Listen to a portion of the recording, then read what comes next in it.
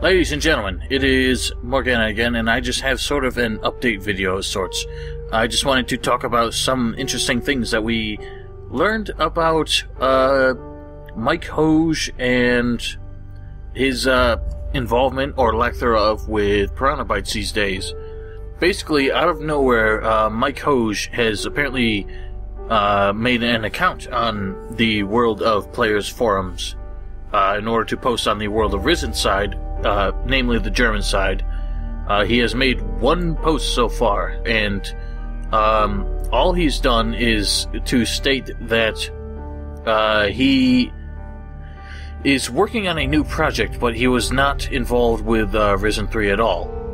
And his new project has nothing to do with Gothic, so you can put those you can put that excitement out of your mind right now. And this kind of came out of nowhere. No one was really expecting it, and it has been confirmed.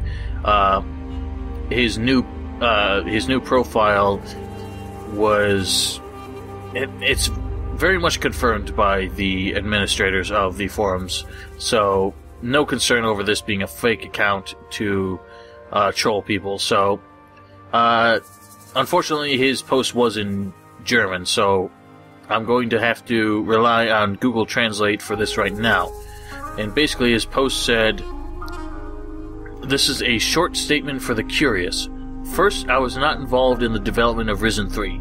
We already knew that. He wasn't in the credits, and Piranha Bytes, namely Michael Ruve and Harry, have been very hesitant to even mention his name since Risen 3 was announced, so we've all been pretty convinced that he had nothing to do with the development, so we knew that. The second point he made, I have locked myself, in fact, for 2 years to work on a new concept, but not to Gothic. A prototype for this concept is implemented with a small core team since the beginning of this month." So, it doesn't really tell us who he's working with, but it does say that he's working on something new. It's got nothing to do with Risen, it's got nothing to do with Gothic. And he's been working with a few people on it. I guess he's been working on his ideas for 2 years, but now it's crunch time and they're starting to actually develop his new project. And third, he says, "Before you ask, I cannot give any information out. We want to be conscious enough to..." That's not really proper English, so... basically, he wants to be sure they have enough time to have everything ready for presentation, and he doesn't think the World of Risen forums is the right place to unveil it. I think he wants to go for a bigger bang and get it the attention it really needs. And he finally says, "Please understand, I want to reveal anything about the new project. Those who are interested in it do not have to wait much longer to learn." So he does say that the reveal should be soon enough. It's no idea when that's going to be, but hopefully we don't have to wait too long for it. I think he was just... obviously he said the prototype has only been in development for a couple weeks now, but I think he really wanted to make sure that Risen 3 was behind Piranha Bytes so he didn't steal their thunder, and so that the hype over Piranha Bytes did not also, in turn, marginalize any interest over his project. Now, what this does not confirm or denounce is the idea that he might still be working with Piranha Bytes. It seems to heavily suggest that he is not, and that he is in fact working outside of Piranha Bytes. He's not a part of their company anymore. About who he's working with, what this new IP is going to be, if he's working with a company, and who the publisher of this project would be. These are all questions that are still on the table. Now, there have been suggestions that I'm not really sure where these rumors came from, but that he might actually be working with former Piranha Bytes members, people who are not with the company anymore, but he must have still been in contact with. So he could very well be working with some of these former Piranha Bytes members who had no involvement with the past two Risen titles. Now, this is something that people have been questioning for a while, is the idea that it's been very common to, in some of the interviews with these forum members, to ask if they would ever consider getting back together to kind of form this dream team from their past to try and develop something that really developed off of the foundations, the fundamental themes and ideas that came from the original Gothic titles that everyone feels like has been lost in the company as of late. So this could be what people have been hoping for lately. Obviously, it has nothing to do with Gothic, but if he is in fact developing it separately from Piranha Bytes, it could pretty easily just be because he doesn't have the IP for it. Obviously, that belongs to Piranha Bytes at this point. And so, what this new project is going to be, it's hard to say. But in an interview before Risen 2 was released, Michael Hoge did say that he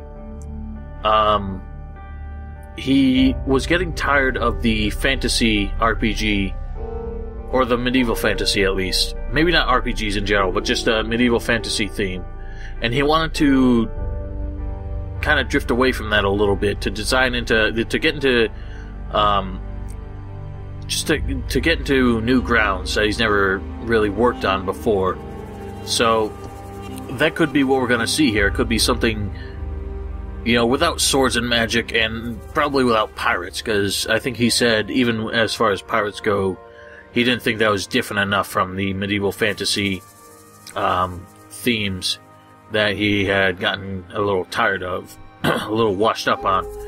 So it remains to be seen what this is going to be, and of course I'm going to be covering this at least as thoroughly as I've been covering Risen 3, so you can stick around for that, and I will link the thread in World of Risen. There probably won't be nothing but speculation for a while, but we are going to hopefully see some interesting news from him, and I'm sure people who work on both sides of the German side and the English side of the World of Risen forums are probably going to translate and repost any of his comments if he ever makes another one. Right now, he only has that one post, so there's nothing really more to draw away from it. He's probably not going to speak up again until it's time to really present what he has. So as far as that goes, this is really all we have to go on so far. But if he is in fact working separately from Piranha Bytes, that is honestly more exciting for me because, well, for a couple reasons. First of all, this is his idea, or his and a few other people, and in fact, he brought up the name Matthias Filler. I hope I'm pronouncing that right. Matthias, maybe. He is also a former member of Piranha Bytes. What was he? I think he was a... Let me just take a look really quick. And he said that Mr. Filler is the one who directed his attention to these threads that were questioning the fate of Mike Hoge.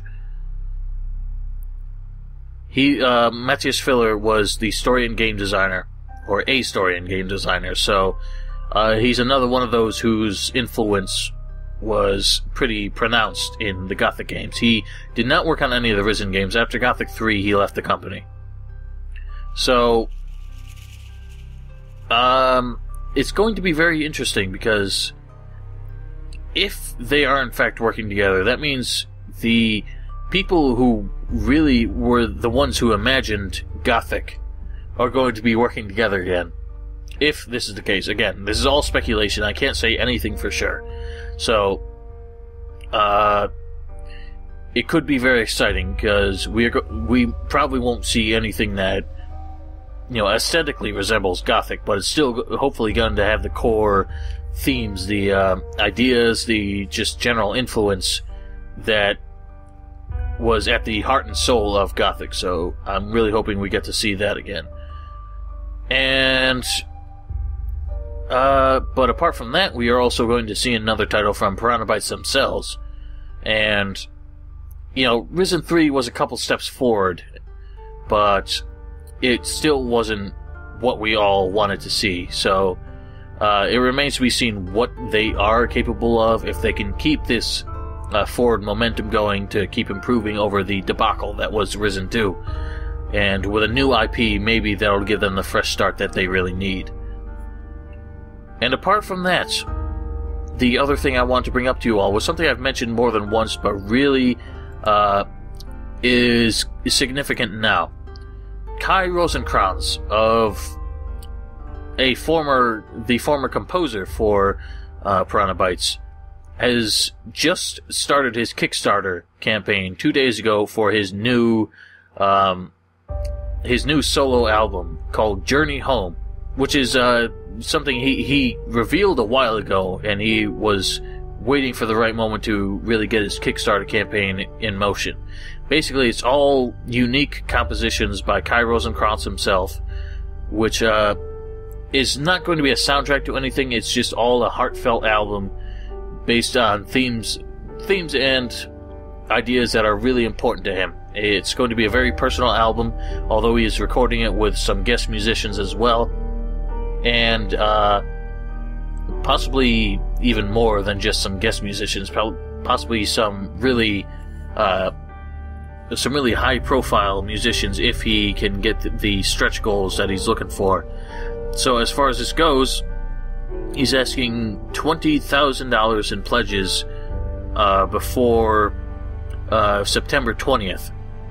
And should he reach this, which is, I firmly believe he will, because in 2 days he's gotten about a third of the way there. So, if he reaches this, of course, he's going to release the album. And if he reaches $30,000, which is his only stretch goal so far, he's going to try and work with the Bochum Symphony Orchestra, or the string quartet from the Bochum Symphony Orchestra.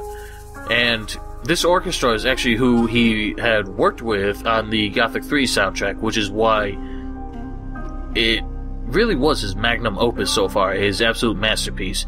And that is because he had such a huge, talented orchestra to work with on it. His compositions weren't just, I wouldn't say they were wasted, but their true potential was sort of marginalized just by the fact that he had to record it all pretty much on his own with, I'm not sure who he worked with on the first two Gothics and the first Risen, but a lot of those soundtracks were kind of synthesized. At least the first two Gothics were, so his artistic vision was kind of marginalized just by a lack of genuine materials. And working with the Bochum Symphony Orchestra is what made the Gothic 3 soundtrack really stand out so much. It was just absolutely phenomenal, and it is probably my favorite video game soundtrack, and it really stands against a lot of film soundtracks as well, and it's just brilliant. And if he can work with them again, I think this album is going to be just out of this world. And as far as his pledge tiers go, they're kind of interesting just by the numbers that they have. There's a $1, $5, and a $10 tier. Then there's a $14 one, a $15 one, a $20 one, a $29 one, a $30 one, and the one I'm probably going for is the $38 one, and it just keeps going up from there. But all of these, of course, have unique rewards, and some of them are limited in how many people can actually choose that tier. So if you guys want to support it and get these rewards, you have to be kind of quick about it. As far as the $38 one, which is the one I'm going for, it includes a signed CD. When the album is released, he's going to sign the CD and have it mailed to you. You, of course, have to include a shipping charge for this if the campaign gets its funding. It's also going to include a digital download for the album, which is good just because you can get that probably earlier than you'll get the CD. It also includes a 5-minute medley from the album, which is probably going to be available before even the digital download of the CD will be. Also a digital thank you card, which is lovely.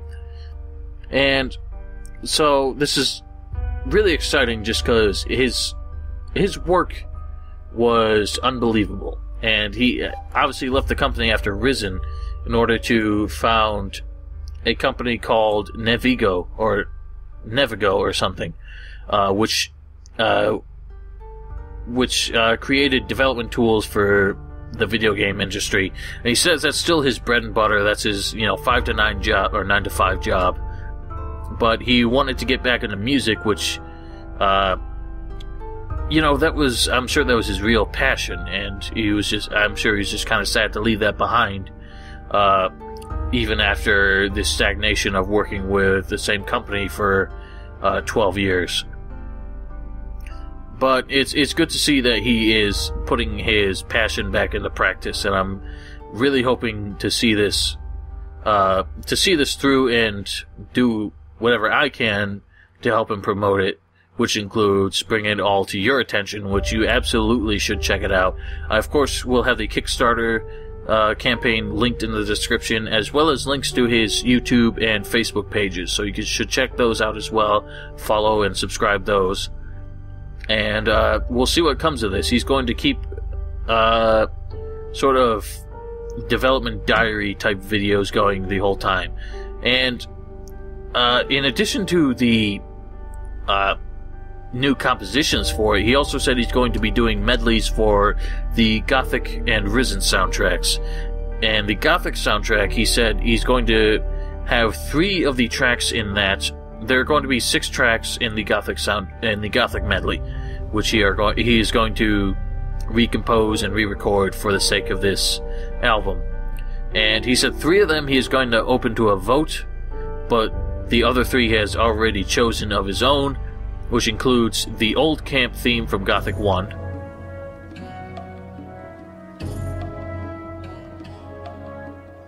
the Valley of Mines theme from Gothic 2, and everybody's absolute favorite, Vista Point from Gothic 3.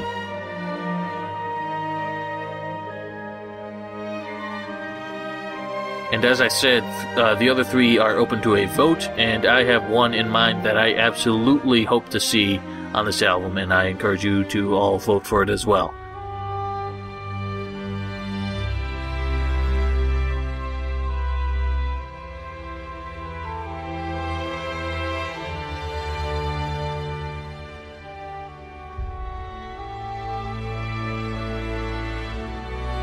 And as far as the Risen one goes, I'm not sure he's opening this to a vote at all, but he did say it's going to include the title theme, which is really kind of short. It's like a 30-second theme.